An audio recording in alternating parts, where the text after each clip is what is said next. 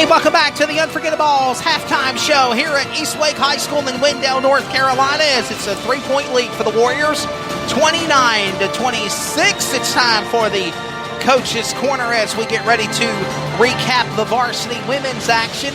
Final score again for the varsity women, 47-38, a big win. And, of course, now the varsity Comets with Denny Medlin at the helm trying to do it for the men. We're here now in the Coach's Corner with Coach Marlon Lee.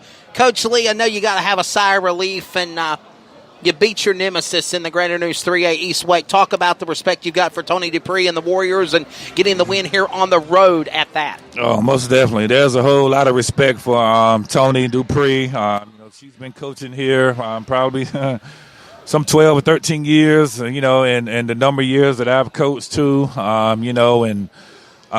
this East Wake, Clayton battle. Actually, we battled when we was 4A in the Greater News, and, we was, 2 of the 3 schools that dropped down 3A, and, of course, it's been still a battle. And, just to come on the road tonight and, against a good team, and, they hadn't lost the conference game, and, to just, close out, stick to the game plan, and get this good win. So I definitely was proud of the young ladies, how they, battled and fought, stuck to the game plan, and, was able to grab a share of the, first place of the conference.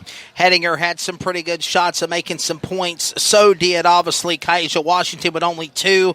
And then strong efforts in the second half by Delaney Eves and Jada Scott, the captain. But how about Asia Todd? Obviously not a 40-points game, but it's close to 28-30 plus. And here's a quick statistic. More 2-point shots made by Asia Todd in the first half of the game, and more free throw shots made by Asia Todd in the second half. And she's really improved on that. Well, definitely, the first half, our job was, we wanted to definitely attack their zone and get out in transition, let Asia drive and attack. And, once it got to the second half, once we was able to get a little comfortable lead, same thing we did in the first half, we was going to pull the ball out and let them come out and guard us. And we knew we was going to have some mixed matches, once they came out of that zone. And, Asia definitely made some free throws, but, oh, my gosh, definitely she missed some. And, made enough that, kept us a good cushion of at least 3 possessions. So everybody else was able to, to cash in and do what they needed to do. And as I told the young ladies at halftime, after the game, Mackenzie Henninger, she was our spark that first half, with our half-court defense. She went out there, got some steals, got some deflections, got a real easy bucket. And that kind of gave us our confidence right there. So that's how we were just able to pull away. Coach Lee, I kind of reiterated on it whenever we were talking after the end of the Unforgettables halftime show for the women's game. And I asked you the question before I came back from radio timeout. What was up with Asia Todd holding the ball for 3.5 minutes? And you can more elaborate on that, because what you said to me was you got to win in the fourth quarter. And you did that. Most definitely. The game is won in the fourth quarter. At that point in time, we was kind of a little rusty offensively. Jada Scott had 2 fouls, so definitely didn't want her to pick up that 3rd foul before halftime. And also I knew that we got the ball to start the second half. So to have 2 possessions back-to-back, that was just a little strategy, just slowing the game down. Nobody else pick up another foul. And you said it, I quote, to the referees, be happy. I'm letting you take a rest right now. I even told the referees, hey, y'all getting y'all a good rest right now. So the second half, we was going to be ready to turn it up. And I told the referees, y'all credit me now. So when you go home not so sore tonight, you can accredit that to me. But all seriousness, that was just part of the game plan. And matter of fact, we did it over at West Johnson the other night. Kind of held the ball. And, a lot of teams can't really play us man-to-man. So, we get about a 6 or 7 point lead. We're going to make them come out. We're going to make them come out. Yeah, we want to run. But at some point, we got to be ready to execute. And the biggest thing tonight was when we did pull them out, it was about making free throws. Final question as we look in the Greater News 3A standings here on the Unforgettables halftime show for the men's coming up second half action. East Wake now falls to 6-1. You go to 6-1. You're now tied for first for the championship in the Greater News 3A standings. And, of course, now you go to 15-4. They fall to 14-5. You've got a better overall record than them. You're now tied for that conference. You make this stretch to the run for the championship. I know you've got Cleveland coming up on Friday night. Then you play, I believe, West Johnston and Triple S next week to close out. If you play East Wake again in the conference tournament, would it be shades of what we saw with Cornholders? Do you think you can give them a run for their money? Oh, that's going to be another one of our goals. Right now, as I told the young ladies tonight, right now we grab a share of the conference on regular season. That's one of our goals. So we got to make sure we finish out. We're going to go to practice tomorrow and practice just like we probably lost by 40 points tonight. So we're going to go hard, get ready for Cleveland, and then get ready to finish out the regular season. And, and that's going to be another goal, is to see them in the conference tournament. Last year we lost to them 2 times in the regular season, and then we beat them about 20-something points in the conference tournament.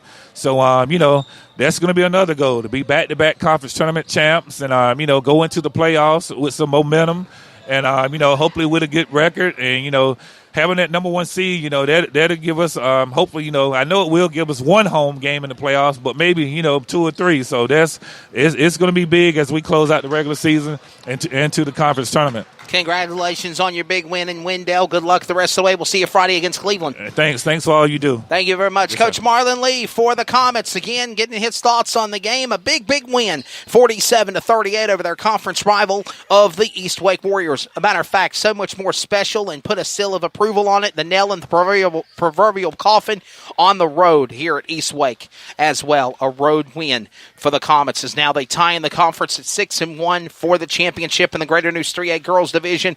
And again, now the Comets go to 15-4 to 14-5 on the record for the East Wake Warriors. So again, their next game is at Cleveland. Recapping now the first half of the game for the East Wake Warriors and the Clayton Comets as they get ready to come back from the locker room. Again, this is the Unforgettables post-game show, or halftime show. We are at halftime. Got another half of basketball left to go, and it has been remarkable so far. Very close, up and down. Now, a quick statistic. So far, the Comets have not jumped out to the lead at no time so far. It's all been the Varsity Warriors, but the Comets are within striking distance as they have a 3-point lead. The Warriors do go into the locker room and about to wrap things up here at 29-26. Clayton within striking distance, just ready to make something happen here as they come to the end of halftime. We hope you've enjoyed the Unforgettables halftime show for the Varsity men's action. We'll take a radio timeout and come back for the third period. 29-26, the Warriors at home leading over the Clayton Comets. This is CRN, the Community Radio Network, and Comets basketball.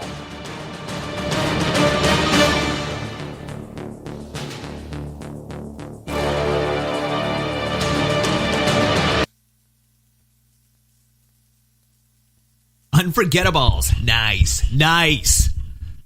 This show is sponsored by Unforgettables. Unforgettables creates detailed hand-painted baseballs for every baseball fan. Check them out at unforgettables.com. Now back to live coverage of the CRN Sports Network.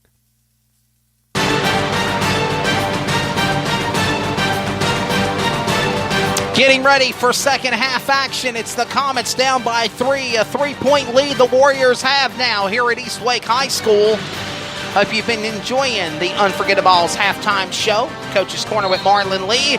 And now we get ready for third period action here from East Wake High School. The Warriors will have the ball first.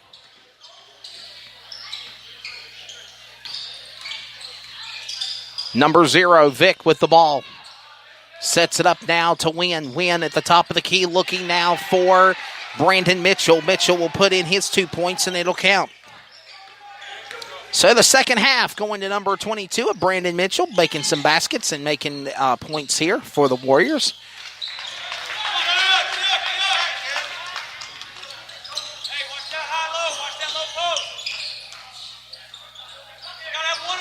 Javante Long making a basket for 2. He'll kick things off here for the second. Here come the Warriors with the ball. Throwing it long. Vic back to Crudup. Crudup now sets it up and goes back to Vic again. Back to Jeremiah Crudup. Crudup with the ball. He'll set up to Vic one more time. Vic to Crudup. Crudup now goes to Sloan. Sloan now back to Crudup, and they've played hot potato. Those 3 players back and forth and back and forth over and over again. Setting it up one more time.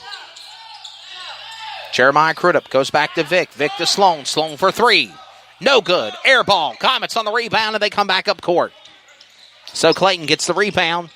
Bell on his own. Reverse rebound. Karsten Crumpler for two. It's a 1-point game. Comets are down by 1. 6:25 in the third. Sloan back to Vic. Vic look inside to Wynn. Wynn's got two Comet players to deal with under the basket on his own. Throws it up, and it's no good. Crumpler on the rebound for the Comets. He'll get it back, and they'll still fight for it one more time at the rim. Back for the rebound for the Warriors.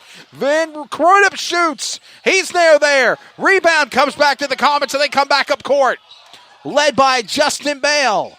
Bell to Javante Long. Long to Bell again. Bell inside. He'll shoot. And it in and out. Crumpler on the rebound. Karsten Crumpler. Running off the rim. It's no good. Give it back to the Warriors. Back up court led by Vic. Davion Vic goes back to Jeremiah Crudup. Crudup into the basket. The Bell. There's a whistle. Let it stop at your play. And it's going to go against the Warriors. Comets will bring it back inbound. No foul. Out of bounds. Comets with the ball. Led by Justin Bell. Back to Javante Long. Comets are down by 1. 31-30 here in Wendell. Under the basket, Cameron Walton. He'll put it in for two. Now the Comets have took the lead for the first time in the game today. The Comets have led for the first time now in this game. 32-31. They've came within striking distance. Now the Comets have took the lead by 1. 32-31. 5:15 in the third period. Basket. Back to Sloan. Sloan to Crudup. Crudup back to Sloan. Sloan to Crudup again. He lost the ball. Here comes Walden. Walden with the ball for the Comets. Whistle. Come back to Javante Long. Long jukes, jumps, and misses the rim. It's no good. Back up court goes back for the Warriors. Vic, pressure, whistle, charge on the Warriors. It's Comets ball.